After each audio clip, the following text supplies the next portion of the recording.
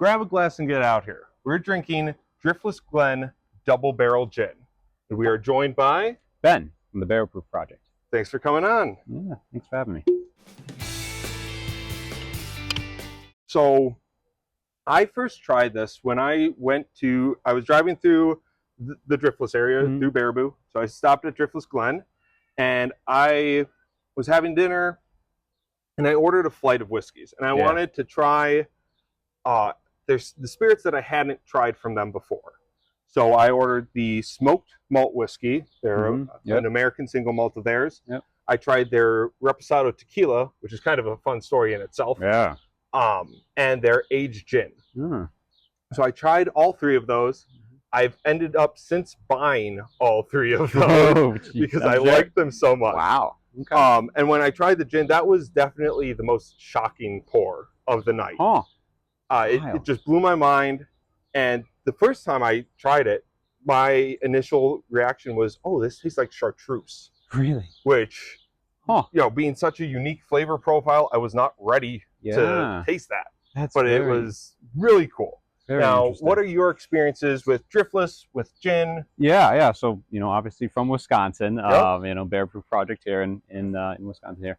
But so definitely familiar with the more of the bourbon side, the rye side of Driftless. Yeah. So their whiskeys. To be honest, I didn't even know they made anything other than those. Sure. So I recently we reviewed the smoked malt whiskey. There's like the Father's Day release in 2025, I want to say. Yep. So that was kind of the most unique spirit I had from Driftless, other than their standard offerings, right? Their bourbon and their rye. So I mean, this is news to me, to be honest. I didn't know that they made a tequila. I didn't know they made a gin, and so glad I can introduce you. Yeah, no, excited to try it. So. And then gins.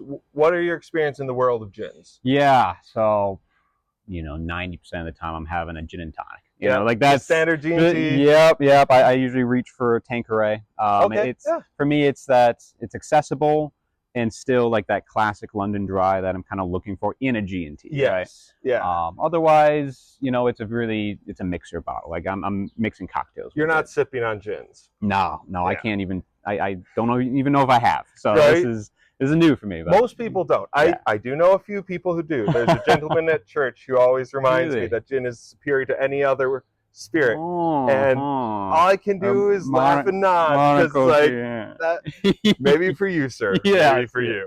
Yeah. But getting into the specifics of the bottle, so this is the Driftless Glen Double Cask Gin. Okay. It is, from the craft distillery Driftless Glen in Baraboo, Wisconsin, distilled and aged there. The mash for this, the base spirit, is going to be a corn-based neutral spirit. And my understanding is that they use vapor infusion with the pot still. So that's where they take the different spices, whatever they're using for the flavoring, and they hang it in a basket in the pot still to pick up those flavors. Instead of right? Correct. Instead of steeping it with the neutral spirit. Which is a way to make gin? That is, So you can do steeping it, vapor infusion, and then there's a third method that I do not recall at the time. But steeping and infusing those are the two most popular. Yeah. Okay. So. Nice. Yeah, so this is coming in at 46%, 92 proof. We don't know the specific botanicals behind what they're using. Your standards are going to be your juniper. Yes. A lot of them have orange, if it's kind of leaning more into those citrus notes, right? And then we don't know the aging period as well. Right. But it is in new and used barrels, so it's kind of a blend. I don't know. They kind of first stab at it. Maybe I don't know if this is their first ever gin that they put out, but they do have a couple gins. They have a New American gin, and they have they have a Navy strength gin, which that's actually Navy strength. If you're looking into proof, what does proof mean? Why is it double ABV? Going down the rabbit hole of Navy strength gin might get you closer to the answer. So I'll leave that from there. We'll go more into that another day. Separate video. Yeah. Exactly. Yeah. but then they have this double cask gin as well. So they've got 3 different gin expressions that they've been releasing. Nice. Very nice. Yeah, and it's coming in at $35 to $45. So, yes, you know, a good middle of the road, you know, gin, you know. Probably a little more expensive in terms of like for mixing gins, because I don't do, what does the Tanqueray come in at? I mean, I get handles from Costco. Sure. So, like that. Oh yeah, handle that's like be hard to 30. Beat the value. Yeah, 30. Yeah, bucks you're getting a handle for $30 versus a $7.50. Yeah. For 35 to 45. Craft market. Yeah, craft plus the age. Yeah. It's going to be a little more expensive than your standard mixer gin, but let's find out if it is worth that. Yeah. Right. Cheers. Cheers, sir. Whoa. Yeah. Wow. That is wild. Yeah, so color-wise, it's like a straw hay. Yeah, pretty light. You know, we would call this probably a light whiskey, right? Or like light. This would be very light for a bourbon. I would be concerned if I saw a bourbon this color. I'd be expecting, was this aged a year and a half? Right. Yeah, exactly. More so Canadian, maybe, right? Low proof type. Yeah. But you know, it's a gin though, so you're starting with absolutely no color, getting into this, and on the nose, wow, yeah, just wild, just getting crazy like peppermint, like so many mint notes. You know, like you go through grandma's, you know, garden. Yes. And she's got like a couple mints growing out there. It's not just your you standard. Got wild planted or a volunteer. I think so. Yeah. Yes. Yeah. From the birds. I get a lot of honey, the herbals, and again, it still sticks around. If you've had chartreuse, this makes me think of chartreuse. It does. There's like green tea notes. Yeah. Wow. Exactly. Maybe some ginger. It's just wild, and it does cling to the glass quite nicely. Maybe a slight, like a light chai, like a you know, a tea note, some kind of tea. Definitely. Chai's a good note. Yeah, that's interesting.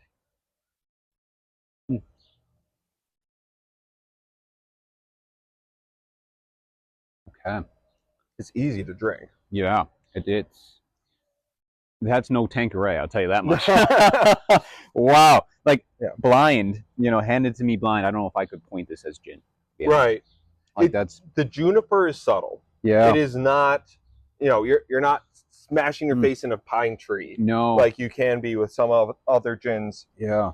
There are juniper notes, and to me it's coming more apparent on the finish. Yeah. But yeah, I think you could fool some people into thinking this is a flavored whiskey. Yeah. You could probably get some people thinking that. Yeah, I mean, this is, I'm just getting more that mint on the palate, and so I'm almost thinking like it's kind of a more natural creme de menthe or something. Oh, right? sure, like, you know, creme de menthe. You know, it doesn't have that green note, but like that's how much mint I'm getting. I would be interested how this would compare against Old Forester's mint julep. Oh yeah, expression. Exactly. I've not had that. That would be a wild AB. That could be interesting. Be a wild AB. Yeah, I have not had that either. I think they want you. That's a ready to drink technically, right? They want you pour it over ice or something. Right? Yeah, and like the heat on this, I feel comes from like some peppery spiciness. Yeah. Versus the ethanol. Yes. I'm not getting an ethanol heat. No. Yeah, we don't know the age, right? So. No, we don't.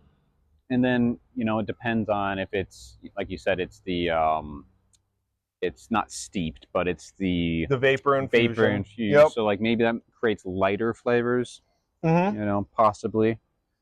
Yeah, but, and I wonder how that balance of the new oak barrels versus used oak, you know, you're getting, you know, a little bit of bourbon influence from that used oak. Yep. But then also the gin gets to do its own interactions on the new oak. Yeah. So I think they really balanced it well. Yeah. No, I do like your note of chartreuse though. That is, I would say it's an unsweetened chartreuse. Yeah. It's just wild. So who is this for? Right. This is for I would say bourbon drinkers who want to be able to sip on gin. Yeah. For example, like in the summer, this is a great summer drink. Yeah. You know, it's Out in the getting sun. toasty out here, and I would much rather drink this light, nice, sweet gin than a really heavy bourbon. As much as I love really heavy bourbons, this is going to be more appropriate to a summer afternoon lounging about outside. I could see that. Yeah, I mean, this is so kind of like where we started, like what I use gin for, right? It's mainly cocktails. And so this would be kind of interesting to do, you know, a scaled up gin and tonic of some sort. Maybe add some, use this as your base gin, and then maybe do some more of the orange notes or something, right? Like you start away from lime, but maybe more into orange spice and some cinnamon or something. There's, I think they call it the pink gin and tonic, where you take gin and tonic and you throw some Angostura bitters in there. This would play really well with that. I do it a lot of times with tequila, but you can make an old fashioned out of anything, right? And so like a gin old fashioned, definitely would be very interesting. Definitely, yeah. Any cocktail like that, an old fashioned. I think a Manhattan could be really fun. Yeah. Some of those really simple whiskey cocktails where you can swap this out and then maybe modify one other ingredient just to properly balance. Like on an old fashioned, I feel like orange bitters versus the Angostura. Really lean into that citrus. More of that citrus notes. Could be really fun. Be interested. I know they have a bar at their actual distillery. I wonder what they use, like if they use this in any drinks. I don't recall seeing any, and I've tried looking up aged gin focused cocktails, and I have not had any luck. Okay, so maybe that's a new category there, right? Good opportunity. Yes. Anyone who is trying to come up with a new cocktail, start with aged gin. That is one easy way to quickly set yourself up and coming, right? Right. And then you can also, for gin drinks, try and bring that in, like a Negroni. That's one that would really work well with an aged gin. That would be so wow. Just really round out some of those put it flavors. More in that Boulevardier like category, right? Because that's the kind of the difference between the Negroni. Yeah, it kind of we thread the needle between the two. Wow. Yeah. So there's a lot of opportunities here. You might have sold me. Excellent. no, my cocktail brains really. So the other options on the market, if you're not in the Wisconsin area, I don't recall if this is included in Driftless online store. Okay. I know their whiskeys are available in most states nationwide at this point online. I don't recall if the gin is included in that. Yeah. But some of the more popular options are going to be the Bar Hill Tomcat gin, which actually includes some honey. So it's going to be even smoother, even sweeter. Yeah.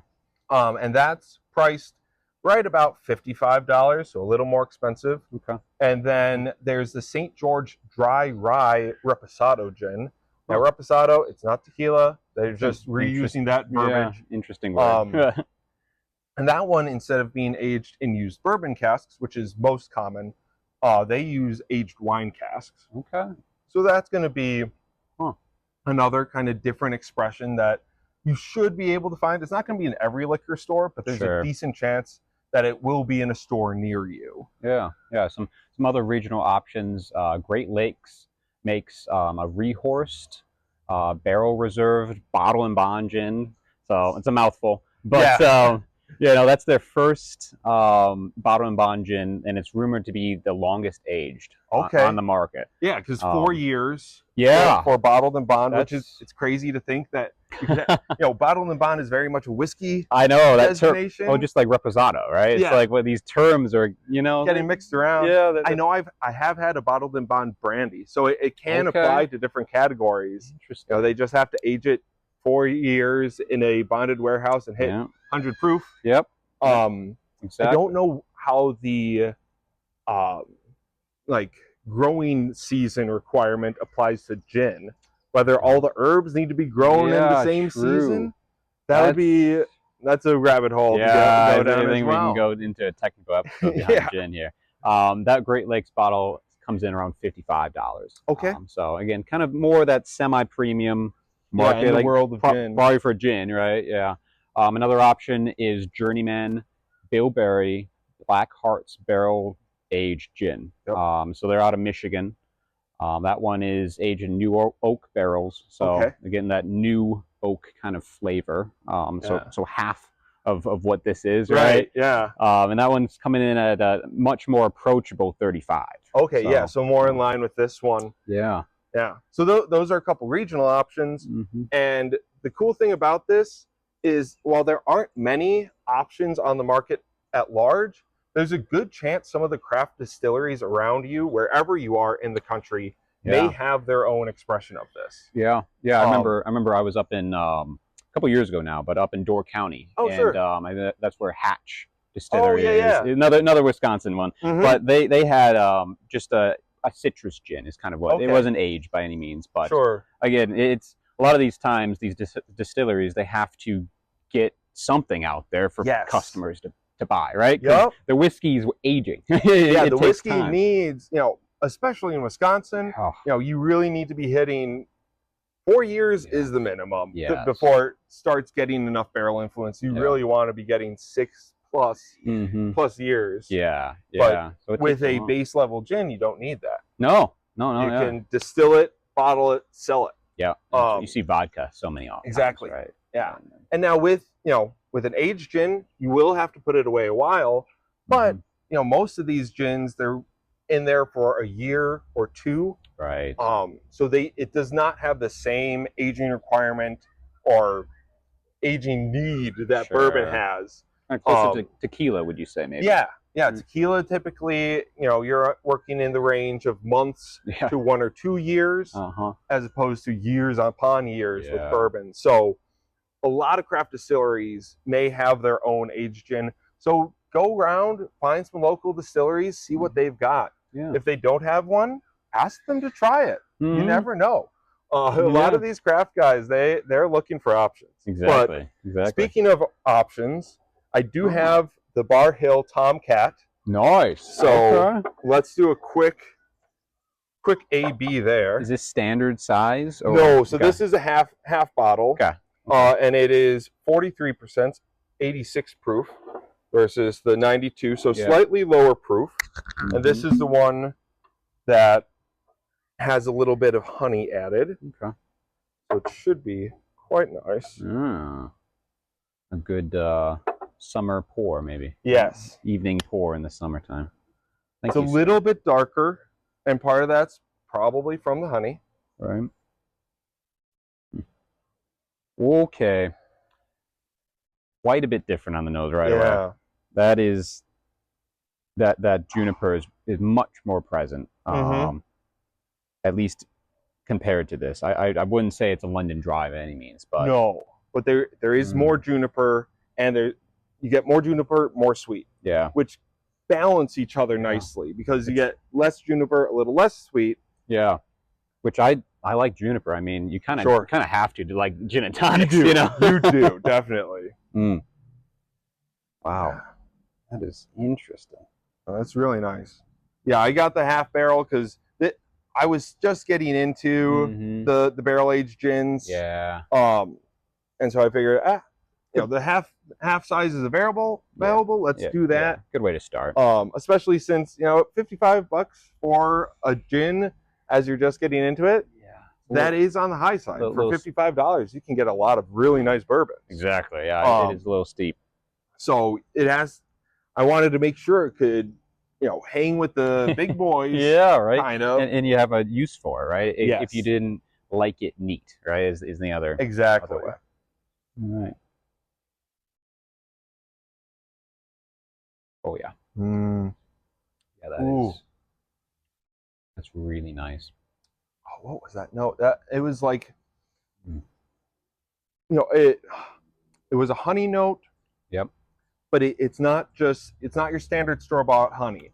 This is, and I mean, they are beekeepers. They started as beekeepers, so they are using craft local honey. Yeah, this is wildflower. It reminds me of like a wildflower honey that you get in the little honey sticks. Yeah. That's the note I'm getting. And they can be a lot of different flavors. Some of the times, it's right? all the different flowers. Yeah. I don't know what is the standard flower that you get in supermarket honey, but Yeah, that's good to look up. I don't know much. But I don't know like much about clover beetroot. honey or something. Yeah, something like that. exactly. Huh. And I think the honey really helps the mouth feel. It does. It gives it a little viscosity, right? Mm-hmm. Gives it a little. And that's just nice. It's very nice. Yeah. So I mean, really, if you're choosing between the two of them,